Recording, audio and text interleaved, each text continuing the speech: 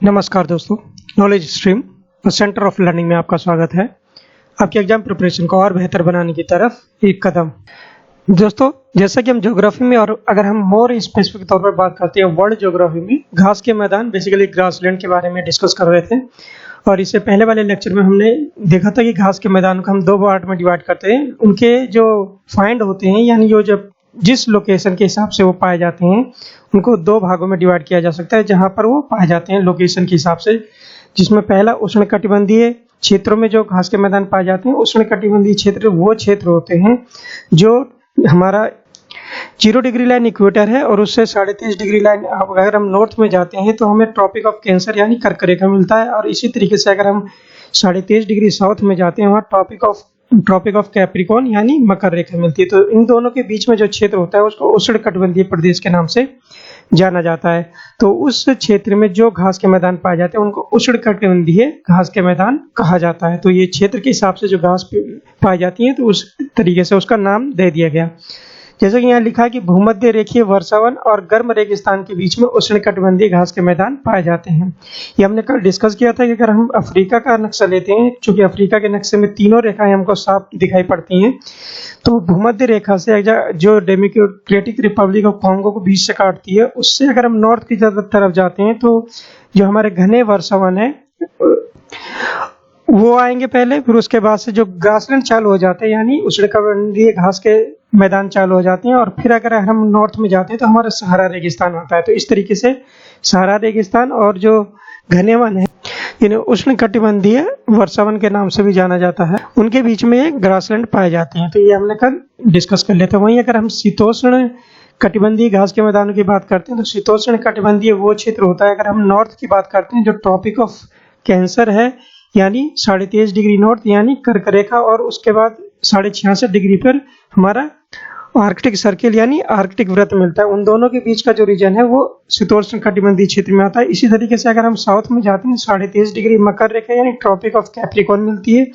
और फिर 66.5 डिग्री पे वहां पर हमें अंटार्कटिक सर्किल मिलता है, जिसे हम अंटार्कटिका वृत्त बोलते हैं। और उन दोनों के बीच का जो क्षेत्र है वो शीतोष्ण कटिबंधीय क्षेत्र कहलाता है। इनके बीच में जो घास के मैदान होते हैं उनको शीतोष्ण कटिबंधीय घास के मैदान होते हैं। इसका मतलब शीतोष्ण कटिबंधीय घास के मैदान नॉर्थ में भी, नॉर्दर्न हेमिस्फीयर यानी उत्तरी गोलार्ध और दक्षिण गोलार्ध दोनों में पाए जाते हैं। जैसे कि हमने यहाँ डिस्कस किया था कल कि उत्तर और दक्षिण अमेरिका के कुछ पार्ट में जो है ना शीतोष्ण कटिबंधीय घास के मैदान पाए जाते हैं। एक रीजन ये हो गया। दूसरा रीजन हो गया एशिया का, जिसमें सेंट्रल एशिया रीजन है, जो मध्य एशिया का रीजन है, सेंट्रल एशियन रीजन, जिसमें कजाकिस्तान के नॉर्थ वाला पोर्शन पूरी बेल्ट आ जाती है, रशिया के साउथ वाला पोर्शन वहां पर, और जो ऑस्ट्रेलिया का ईस्टर्न पार्ट है जहां पर मुरे और डार्लिंग नदी का बेसिन है, वहां पर जो है ना घास के मैदान शीतोष्ण कटिबंधीय पाए जाते हैं। और सेम टाइप जो है ना न्यूजीलैंड के ईस्टर्न पार्ट में भी ये घास के मैदान पाए जाते हैं। और लास्ट में जो अगर हम अफ्रीकन महाद्वीप जाएंगे तो दक्षिण अफ्रीका का जो मेडिटेरियन क्लाइमेट वाला रीजन है, मतलब साउदर्न हाईलैंड वाला रीजन, जो मेडिटेरियन क्लाइमेट यानी भूमध्य सागरीय जो वातावरण वहां पर पाया जाता है, वहां पर ये घास के मैदान मिलते हैं। इनका हमने डिवीजन भी किया था कि जो शीतोष्ण कटिबंधीय घास के मैदान बेसिकली स्टेपीज और प्रेरीज में डिवाइड करते हैं। क्यों करते हैं वो हम जानेंगे। बेसिकली जो वातावरण के हिसाब से इनकी जो प्रॉपर्टी है, इनके जो गुण है वो चेंजेस होते हैं और लोकेशन भी इनकी चेंज होती है। इस तरीके से हम डिस्कस करेंगे अभी। तो इस तरीके से हमने एक ओवरव्यू ले लिया, और जो हमारा आज का लेक्चर है वो है शीतोष्ण कटिबंधीय घास के मैदान पर। उष्णकटिबंधीय घास के मैदान हमने लेक्चर कल पढ़ा था, और अगर आपने नहीं देखा है तो नॉलेज स्ट्रीम की प्लेलिस्ट सेक्शन में ज्योग्राफी प्लेलिस्ट है, वहां पर जाकर देख सकते हैं। तो ये एक ओवरव्यू है और इसमें स्टेपीज और पेरीज के बारे में हम पढ़ेंगे। तो चलिए स्टार्ट करते हैं।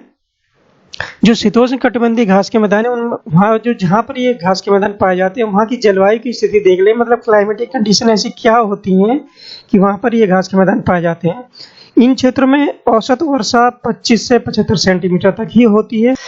वहीं पर हमने कल जब उष्णकटिबंधीय घास के मैदान पढ़ रहे थे, वहाँ पर हम देख रहे थे कि 100 सेंटीमीटर तक वहाँ पर वर्षा होती है, लेकिन बहुत ज़्यादा डिफरेंस है दोनों में। यहाँ सबसे ज़्यादा इशू क्या है कि कम तापमान बारिश को और प्रभावी बना देता है। मतलब यहाँ तापमान कम रहता है तो क्या होता है, जो जितनी भी बारिश होती है, बारिश यहाँ कम होती है लेकिन वो बहुत इफेक्टिव होती है न्यूट्रिशन को जो बनाए रखने के लिए।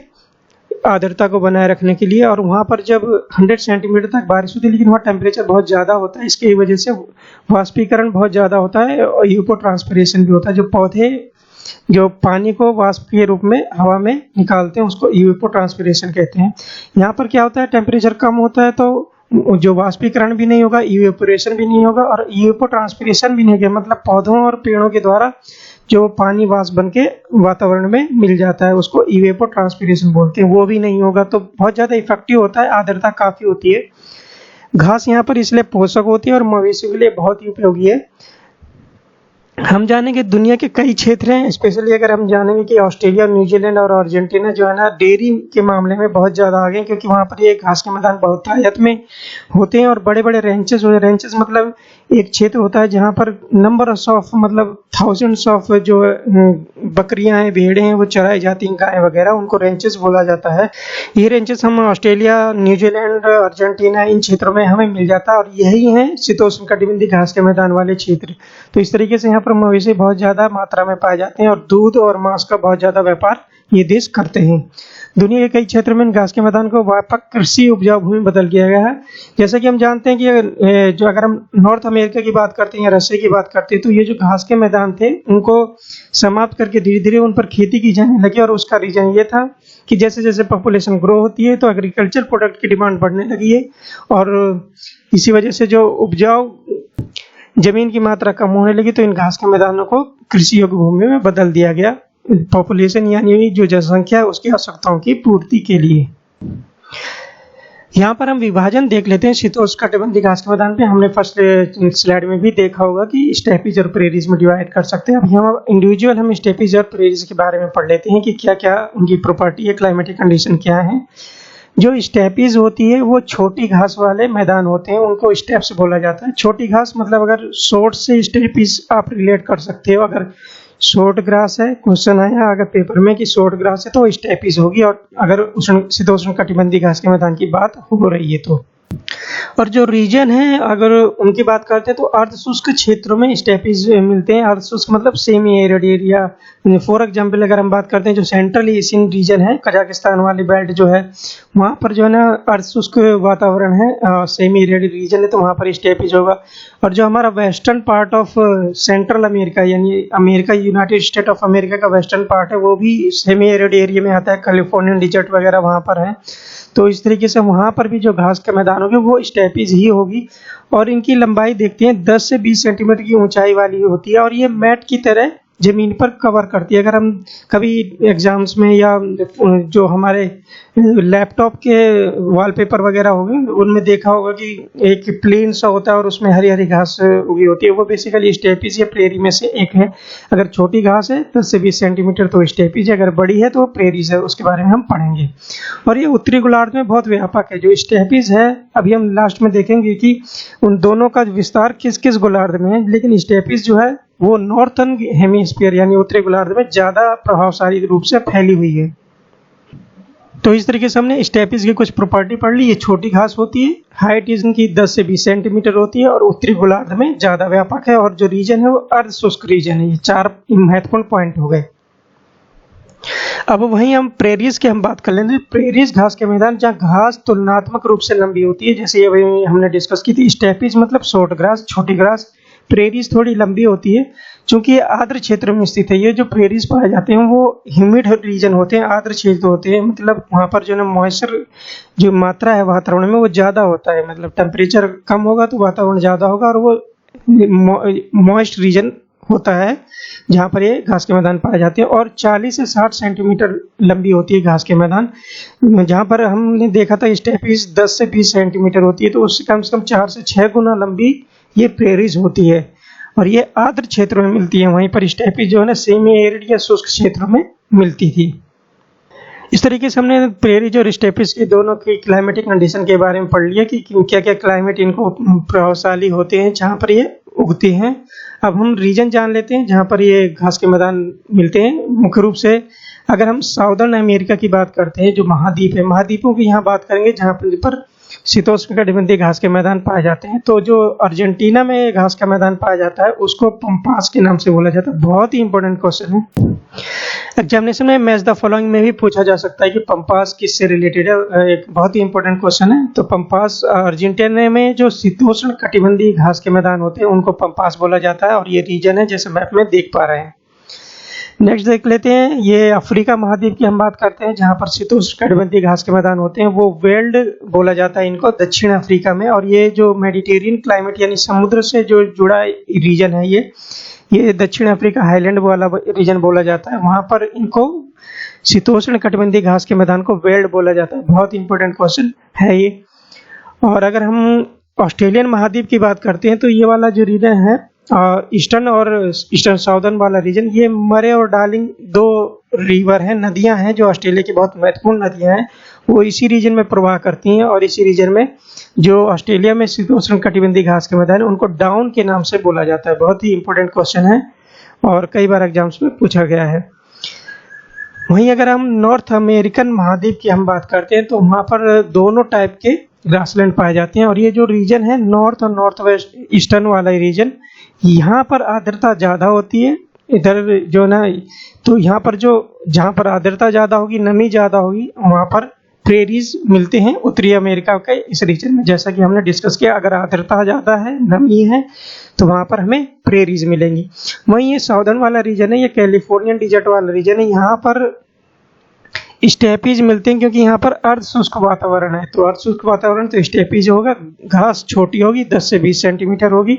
और यहाँ पर जो आर्द्रता ज़्यादा है, प्रेरीज उत्तरी अमेरिका के नॉर्थ ईस्टर्न पार्ट में, यहाँ पर घास लंबी होगी, 40 से 60 सेंटीमीटर होगी। तो इस तरीके से ये डिफरेंस है दोनों में।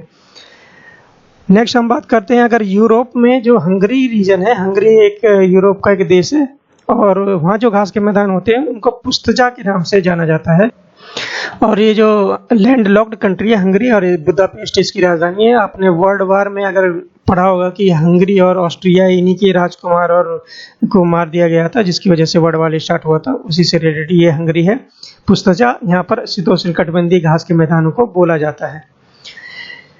इस तरीके से दोस्तों अगर लास्ट में हम बात करते हैं जो यूरेशियन वाला रीजन है, वहाँ पर जो सेंट्रल एशियन वाला रीजन है, ये जो रूस के साउदर्न वाला और कजाकिस्तान वाला रीजन, ये जो बेल्ट है, यहाँ पर जो घास के मैदान होते हैं शीतोष्ण कटिबंधीय घास का, उनको स्टेपीज बोला जाता है। स्टेपीज मतलब शॉर्ट ग्रास, यहाँ पर जो उसकी हाइट होगी 10 से 20 सेंटीमीटर। और स्टेपीज है तो यहाँ सेमी एरिड एरिया होगा, मतलब आर्द्रता कम होगी। तो यहाँ जो रीजन होता है वो सेमी एरिड एरिया है, रेगिस्तानी टाइप का है। जैसा आप जानते होंगे कजाकिस्तान, साउदर्न रशिया वाला रीजन, वहाँ पर जो है ना सेमी एरिड रीजन है, यानी अर्ध शुष्क वातावरण वहाँ पर पाया जाता है। उसी तरीके से ये अफ्रीका के नॉर्दर्न पार्ट में मोरक्को वाला रीजन, यहाँ पर भी कुछ मात्रा में शीतोष्ण कटिबंधीय घास के मैदान मिलते हैं। तो इस तरीके से हमने सारे महाद्वीप में कवर किया। उत्तरी अमेरिका में कवर किया, उत्तरी अमेरिका में भी जाना। वहीं पर दक्षिणी अमेरिका में जो अर्जेंटीना है वहाँ पर पंपास बोला जाता है, वो भी जाना। अफ्रीका में जो वेल्ड है, साउथ अफ्रीका का रीजन, उसमें भी हमने जाना। और फिर ऑस्ट्रेलिया की बात करते हैं, डाउन, वहाँ पर भी जाना, पुस्तजा हंगरी। इस तरीके से हमने सारे नाम डिस्कस कर लिए। और ये स्टेपीज रूस में भी। तो वर्ल्ड लेवल पे अगर हम देखे जाए तो ये अगर हम यहाँ पर देखते हैं तो यहाँ टोटल डिस्ट्रीब्यूशन दिखाया गया है शीतोष्ण कटिबंधीय घास के मैदान।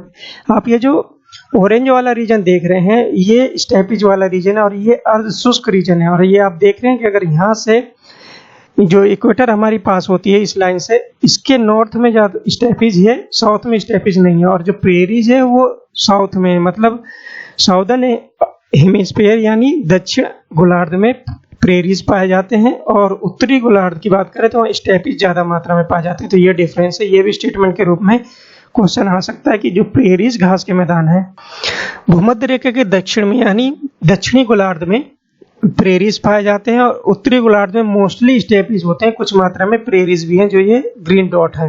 तो इस तरीके से वर्ल्ड लेवल पे भी हमने ओवरव्यू ले लिया। दोस्तों आज के लेक्चर में हमने जो डिस्कस किया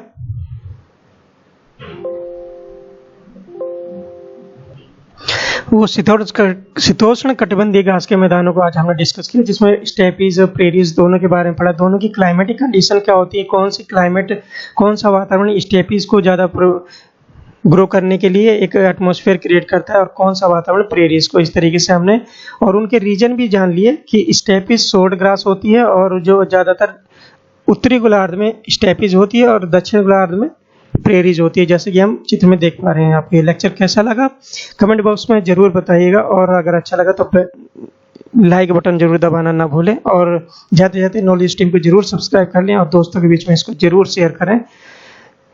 नॉलेज स्ट्रीम से जुड़ने के लिए धन्यवाद।